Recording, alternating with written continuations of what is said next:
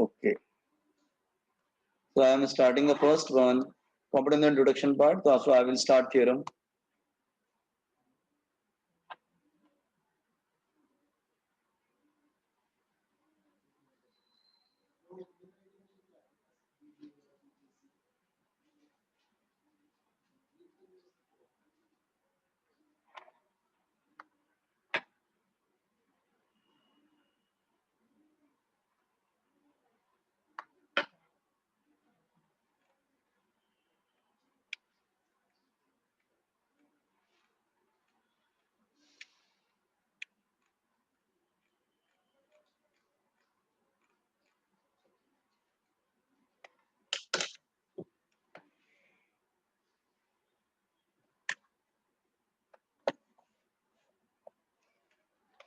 So I can start theorem. Theorem start करें. Yes, sir. Yes, sir. Okay. अच्छा ये सब एग्जाम्स में आता है, बोर्ड्स में है, तो थ्योरम्स को ध्यान से समझना. थ्योरम क्या है? First of all, this theorem is applicable for only laminar bodies. This theorem is applicable only for theorem applicable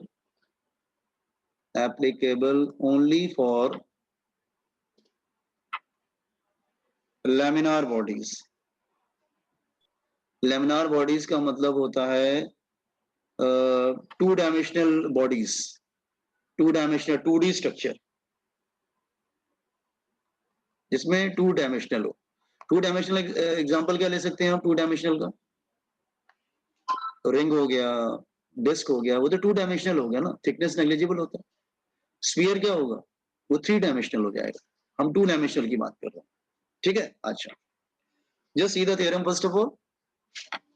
Let's say any object of any shape, look here, let's say any object of any shape, and of course a two-dimensional body. It's a two-dimensional body, and let's say this is center of mass. Here is axis, center of mass, here is axis.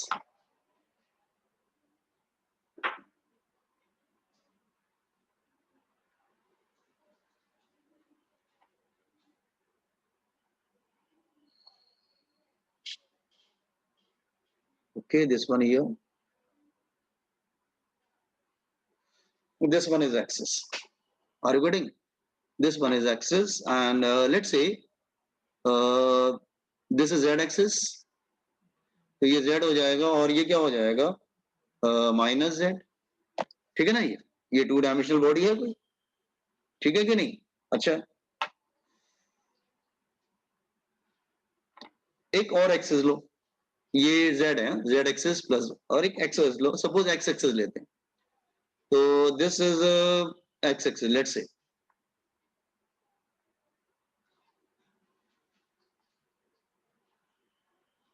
ये x और ये minus x.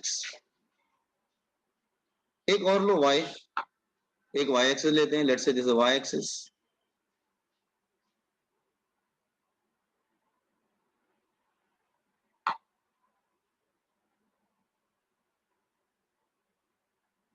ये ले लेते हैं y और ये minus y axis.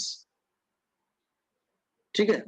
अच्छा, ये तो आपको भी मालूम है कि z जो है वो y से भी परपेंडिकुलर होगा, z जो है वो x से भी परपेंडिकुलर होगा, और x और y आपस में भी परपेंडिकुलर होंगे. उसमें कोई प्रॉब्लम नहीं है. x y z. Are you getting the diagram boys and girls? Yes, sir. अच्छा. Yes, sir.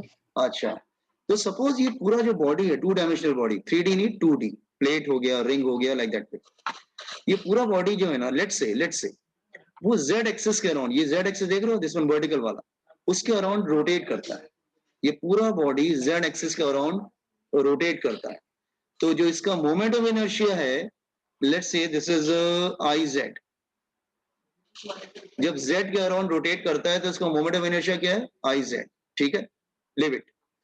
अब सपोज कर लो ये पूरा बॉडी, ये टू डायमेंशनल बॉडी x के अराउंड ऐसे रोटेट करता है. It is rotating along x direction. वो x डायरेक्शन के अलोंग रोटेट कर सकता है लाइक दिस वे, रोटेट कर रहा है, तो अब इसका moment of inertia I x हो गया, लिव इट। ये बॉडी y एक्सिस के अराउंड भी रोटेट कर सकता है लाइक दिस वे, ऐसे रोटेट कर सकता है कि नहीं? तो सपोज कर लो ये y एक्सिस के अराउंड भी रोटेट कर रहा है, अब इसका मोमेंट ऑफ इनर्शिया क्या हो गया, आई वाई। तो तीन मोमेंट ऑफ इनर्शिया बनाया, थ्री एक्सिस बनाया। थ्री एक्सिस में देखो एक बात है कि all three axis are mutually perpendicular to each other, X और वाई दोनों एक दूसरे को राइट एंगल पे कट करके निकल रहे हैं, और जेड जो है दोनों से 90 डिग्री पर है। ये पूरा बॉडी इमेजिन करो कि जेड एक्सिस के अराउंड अगर रोटेट कर रहा है अबाउट द जेड एक्सिस, तो उसका moment of inertia I Z है। अगर वो एक्स एक्सिस के अराउंड रोटेट करता है लाइक दिस वे, ये पूरा बॉडी ऐसे रोटेट करता है तो moment of inertia I X है। वो वाई एक्सिस के अराउंड रोटेट करता है तो moment of inertia I Y है। इसका हम प्रूफ अभी बताएंगे आपको। थ्योरम क्या है? थ्योरम ये है कि ये जो तीनों जो मोमेंट ऑफ इनर्शिया है इनका आपस में रिलेशन क्या होगा? तो according to this theorem, according to perpendicular axis theorem,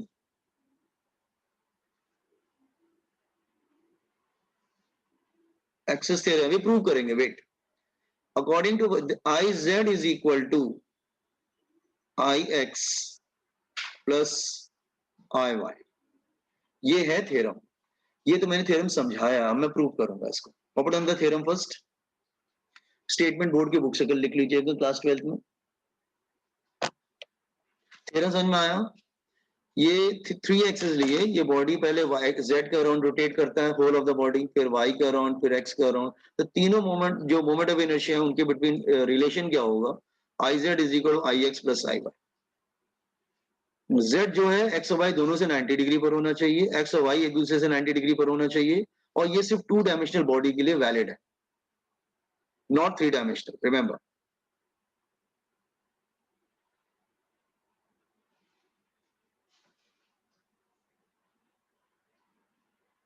sir थोड़ा सा ऊपर कीजिए ना। Okay okay, just a minute, ये इधर दिस वन। हाँ sir.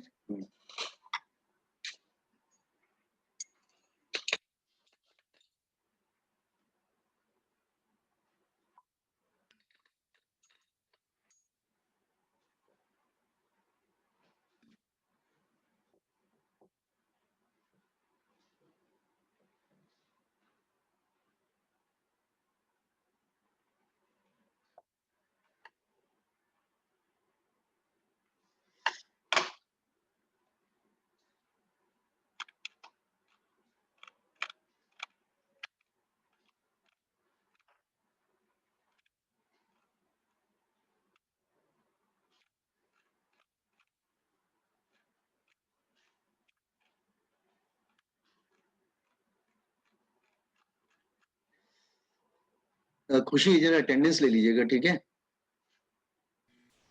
Yes, sir.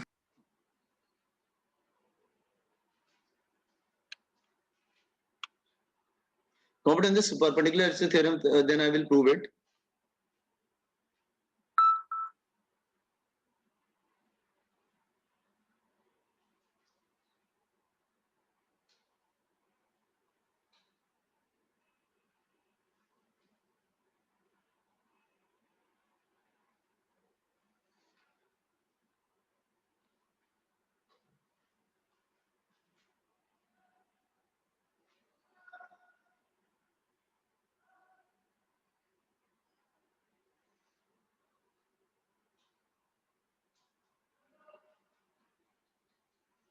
Now come to the proof.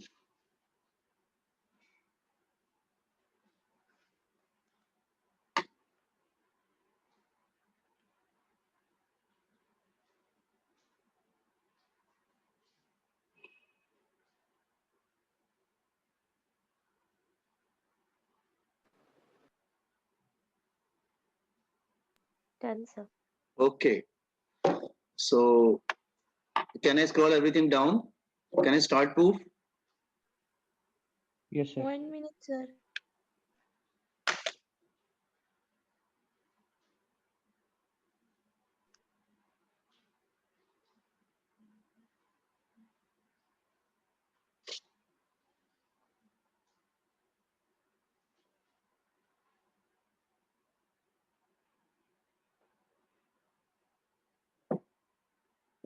Sir वो ACC क्या है सर? किधर बेटा? ACC कहाँ लिखा? अच्छा, according to, oh sorry, according to, let me write it complete. Actually मैं ऐसे लिख देता हूँ according to, ठीक है, let me write. According to perpendicular axis theorem, Iz is equal to Ix plus Iy. Okay. Okay sir. Done sir. Okay. Now come to the proof. Let's say it's a two-dimensional body. It's a two-dimensional body, and I've told you this is a z-axis.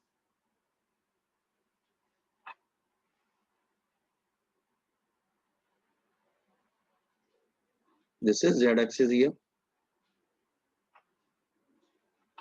So मैंने आपको बताया कि ये जो है ये plus z और ये माइनस z हो जाएगा. Then I have taken here as an x-axis. ये x-axis लिया था मैंने.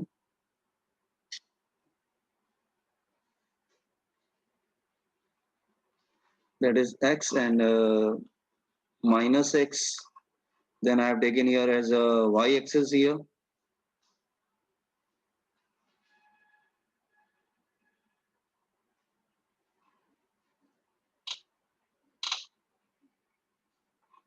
This is y and this is minus y, whatever it is, ठीक है.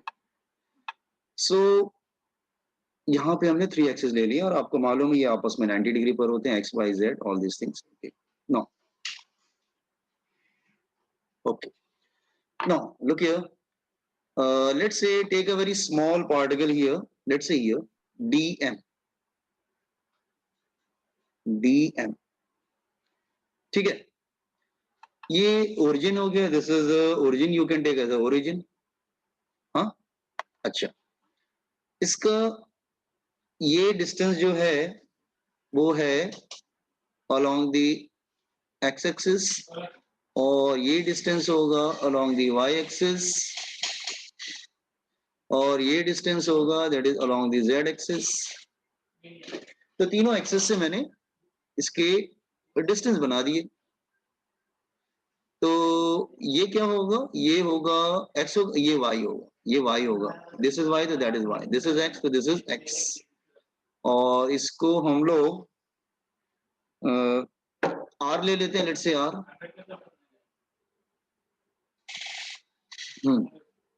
This is as r. या फिर इसको हम लोग z भी ले सकते हैं. ठीक है. Just a minute.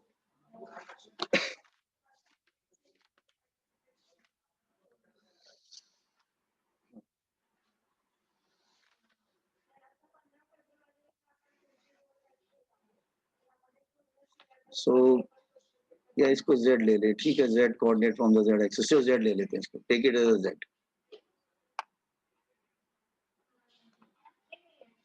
Diagram clear है? डायग्राम समझ में आ रहा है? Yes sir. अच्छा. ये y है तो ये भी y होगा और ये x होगा तो ये भी x होगा और ये y होगा तो ये भी y होगा. So z square using Pythagoras theorem, z square is equal to x square plus y square. ये ठीक है? ठीक है. अच्छा. अब ये ऑब्जेक्ट रोटेट करता है. z एक्सिस के अराउंड भी रोटेट कर सकता है. ये x के अराउंड भी रोटेट कर सकता है और ये y के अराउंड भी रोटेट कर सकता है. तो अगर x के अराउंड रोटेट करेगा तो इसका मोमेंट ऑफ इनर्शिया क्या होगा? dm. x एक्सिस से डिस्टेंस कितना दिख रहा है? x एक्सिस से डिस्टेंस कितना दिख रहा है? y. dm y square. जो फॉर्मूला था ना dm x स्क्वायर की जगह dm y स्क्वायर. तो y एक्सिस से क्या बनेगा? डिस्टेंस कितना? x. तो dm x स्क्वायर और z एक्सिस से डिस्टेंस कितना है? z. तो dm z स्क्वायर. ठीक है. जबकि x के अराउंड ये पार्टिकल जो है, छोटा सा पार्टिकल, जब x के अराउंड रोटेट करता है तो x देखो, तुम ध्यान से इस डायग्राम को देखो. इस मास का जो dm मास आपने लिया है, इसका x एक्सिस से डिस्टेंस कितना दिख रहा है? y. और y से डिस्टेंस कितना दिख रहा है? x. और z एक्सिस से कितना दिख रहा है z। Are you getting?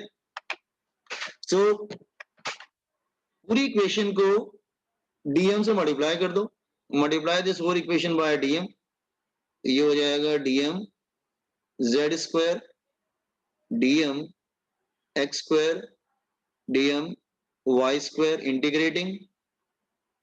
Integrate कर दो, integration of dm z square is equal to integration of dm x square plus integration of dm y square. ये किसका फॉर्मूला आ गया iz, ये किसका फॉर्मूला आ गया iy, और ये किसका फॉर्मूला आ गया ix। Now it is a proof. तो 12th में इसका प्रूफ आता है बोर्ड्स में, तो यू हैव टू लर्न, अभी से आप सीख लीजिए तो अच्छा रहेगा। Are you getting the proof? Proof समझ में आया? हाँ sir. Copy this one diagram and proof. जैसे ये डायग्राम पहले कॉपी कर लीजिए, फिर मैं इसका यूज बताता हूँ, उसका यूज कैसे होगा, तो how to use it.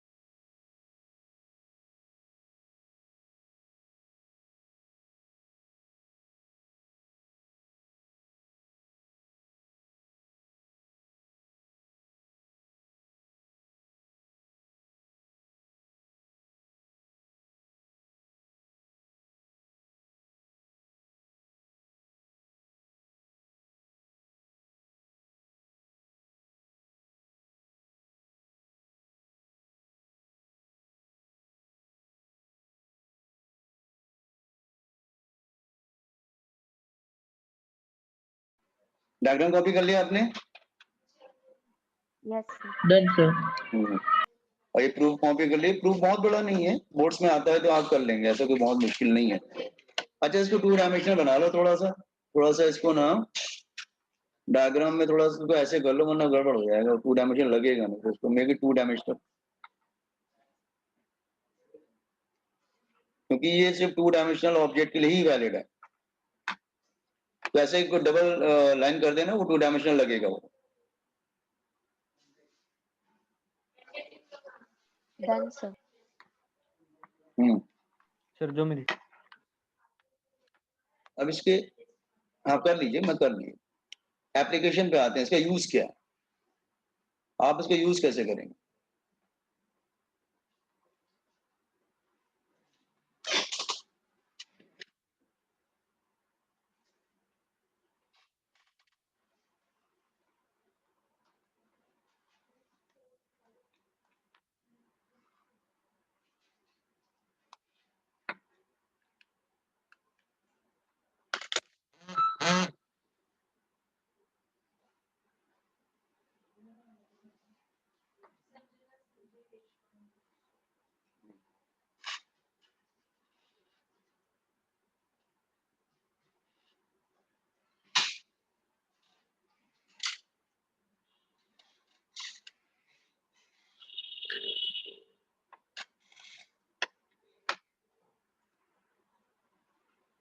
Everybody completed, so I will start application.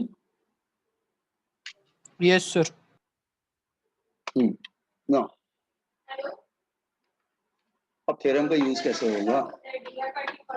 Let's say मैं एक लेता हूँ, अगर सपोज कर लो तुमको एग्जाम में आ जाता है, find the moment of inertia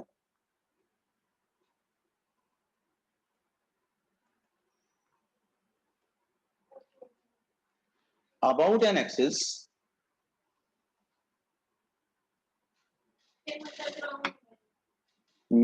passing through center of mass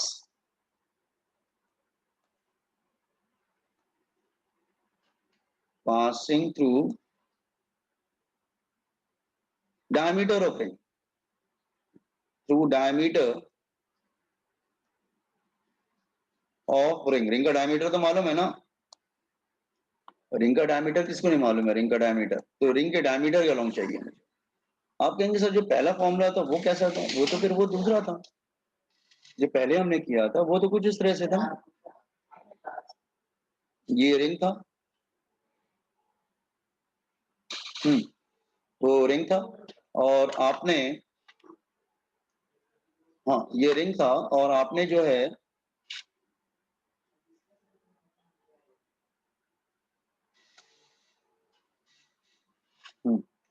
आपने ये वाला एक्सेस पे फाइंड आउट किया था,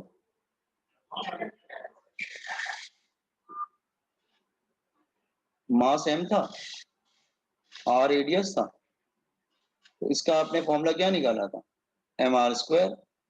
लेकिन अब जो क्वेश्चन दे रहा है वो तो थोड़ा अलग है और ये सेंटर ऑफ मास से जा रहा था, अब जो क्वेश्चन दे रहा है वो बोल रहा है along the diameter of the ring, diameter के अलोंग चाहिए, मतलब डायमीटर के अलोंग मतलब, इसका मतलब तो सर आप बोलेंगे सर वो तो डायमीटर के अलोंग जाना चाहिए फिर,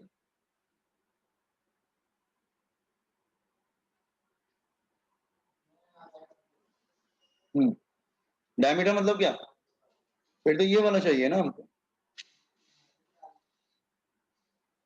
समझा कि नहीं, तुमको तो डायमीटर के अलोंग चाहिए, एक काम करते हैं ना, हमें डायमीटर के लॉन्ग चाहिए, हमको मालूम चल गया कि हमको डायमीटर के लॉन्ग चाहिए। अब हम क्या करेंगे, हम यूज करेंगे परपेंडिकुलर एक्सिस थ्योरम।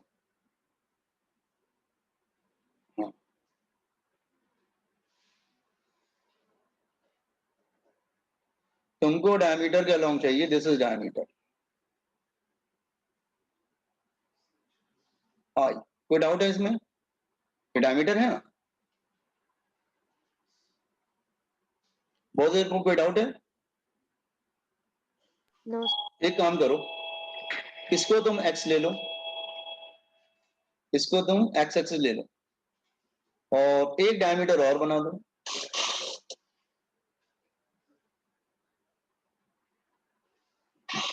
उसको तुम y एक्सिस पे ले लो, और ये जो तुमको मालूम है ना, ये वाला जो i तुमको मालूम था ना mr², इसको z बना लो,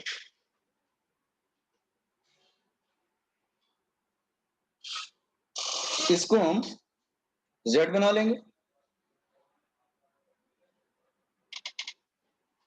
ये z हो गया,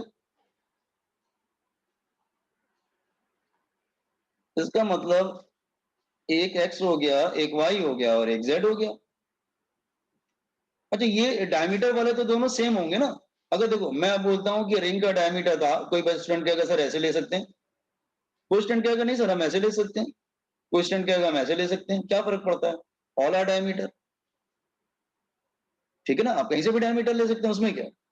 तो हमने यहाँ पे दो डायमीटर लिए और दोनों डायमीटर एक दूसरे से 90 डिग्री पर लिया, एक को x बना लिया, एक को y बना लिया, समझ में आया, और ये z हो गया जो हमको मालूम है, ये वाला तो मालूम है ना आपको, इसका वैल्यू क्या था, वेट वेट, इसका वैल्यू क्या है, I is equal to mr²। अब मुझे डायमीटर वाला चाहिए, तो मैं क्या करूंगा, according to perpendicular axis theorem, इसको डायमीटर वाले को x बना लूंगा, ये z हो गया, x एंड y। सो हम क्या करेंगे, इसको हम लोग i ले लेते हैं, इसको i ले लेते हैं, और z वाला तो हमको पहले से मालूम था, ये वाला देखो z वाला मालूम है कि नहीं पहले से, z वाला क्या है तुम्हारा, देखो यहाँ पर mr² है कि नहीं पहले से जो मालूम था हमको, z वाला दिस वन, ये वाला मालूम है ना, I is equal to mr², ये z वाला होगा mr², तो ये I प्लस आई कितना, ये दोनों सेम है इसलिए दोनों को सेम ले सकते हैं, because both are along the diameter, they are same. क्या अलग थोड़ी ना होगा, तुम एक डायमीटर लो दूसरा diameter low, it will be the same. तो ये कितना हो जाएगा 2i। ये वाला जो ना z वाला जो हमें नोन था ना, सेंट्रल एक्सिस से जा रहा था, उसको z बना लिया। I की डायमीटर के अलोंग क्या आ जाएगा, mr स्क्वायर डिवाइडेड बाय 2। समझ में आया? Boys and girls, have you understood this one? हाँ सर। तो आप कहेंगे सर उसका तो मैं डिस्क का भी यूज कर सकता हूँ। बिल्कुल आप डिस्क का भी बना सकते हैं। Just let me complete first. अगर बोलता है जस्ट ये again question number 2, find moment of inertia about an axis passing through diameter of disk,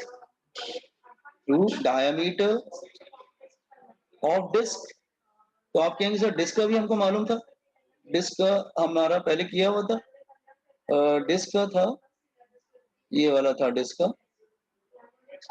हाँ, डिस्क का था I is equal to half mr square, m for mass, r for radius, m for mass।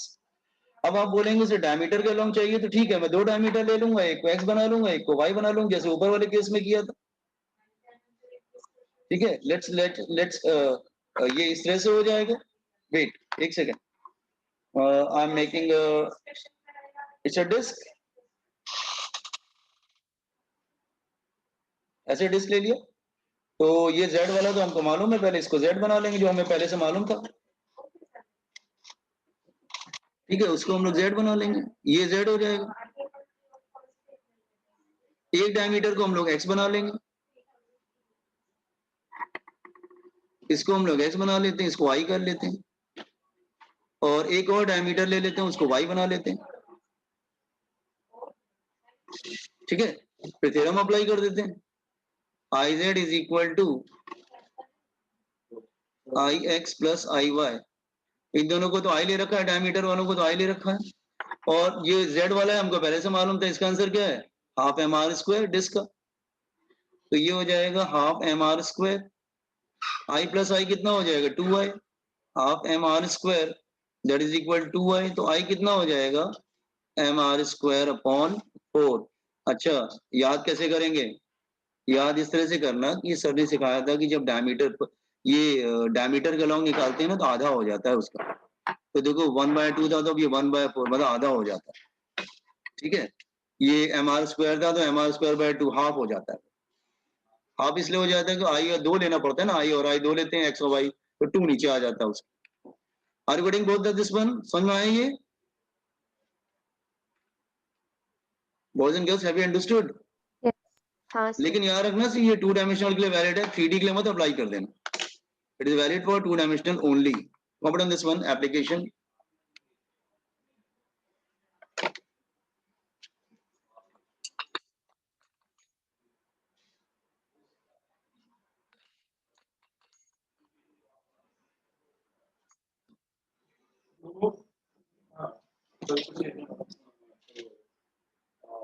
Online offline दोनों करना होगा।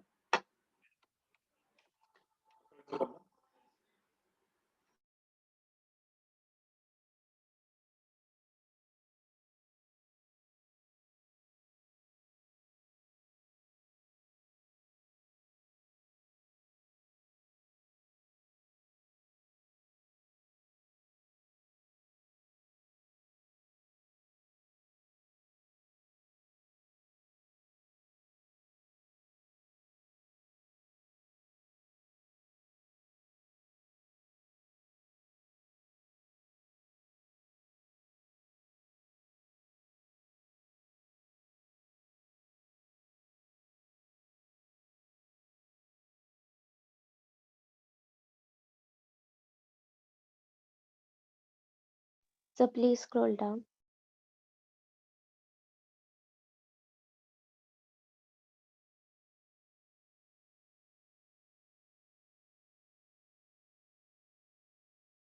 Sir वो ऊपर का दिखाना।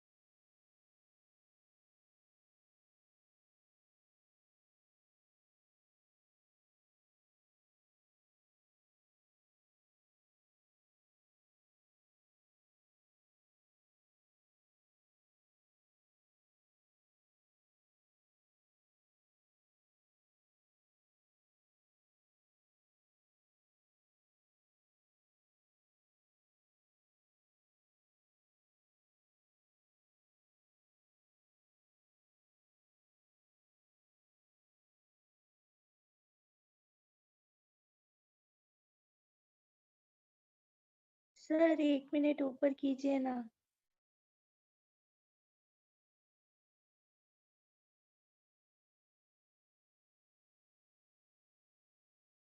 Okay sir.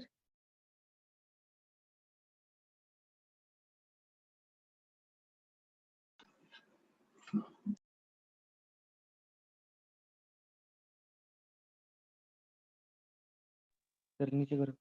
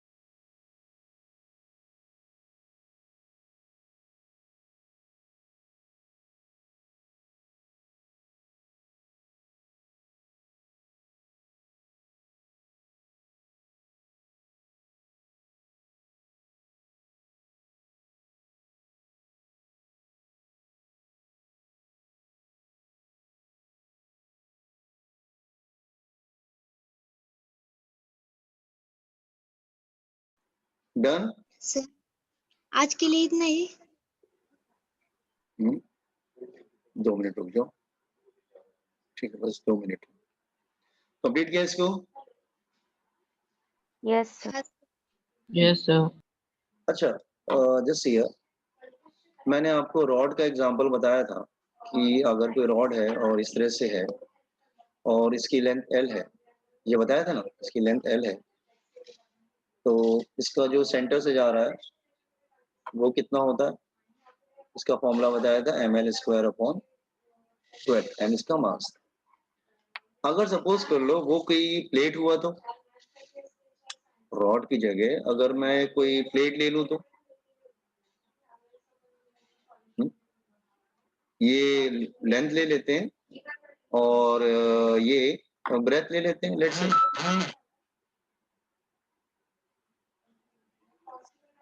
और ये लेंथ ले लेते हैं, लेट्स से। तो जो फॉर्मूला देखो, ये प्लेट भी तो एक तरह का combination of number of rods है ना।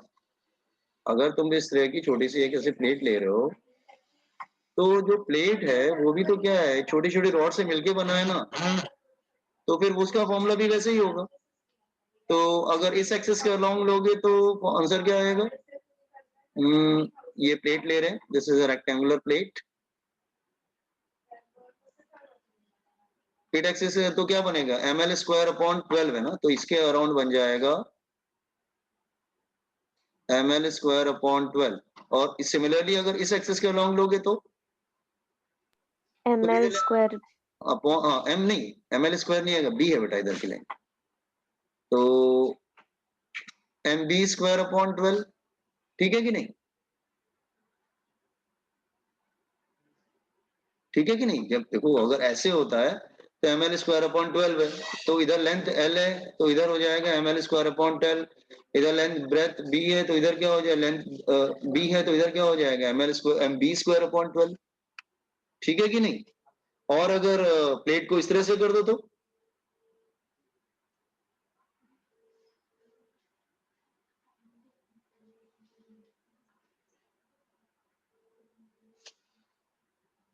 परपेंडिकुलर एक्सिस थ्योरम यूज कर लो। इन दोनों का क्या था? इसको x ले लेंगे, इसको y ले लेंगे, तो ये क्या था? ये b ब्रेथ b था और इसका लेंथ क्या था? l। और इसका लेंथ क्या था? b। तो इसके अलाउंग क्या था?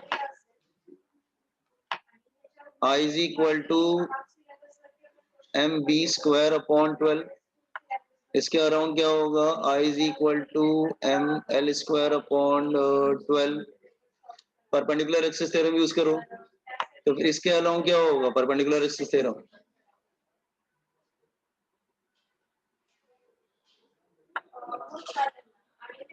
इसके एक्सिस के अलाउंग क्या हो जाएगा?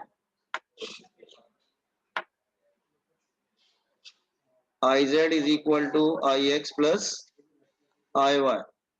तो क्या हो जाएगा? m B square upon 12 plus M L square upon 12, तो क्या आ जाएगा उसके आ रहा हूँ M by 12 B square plus L square, समझा कि नहीं?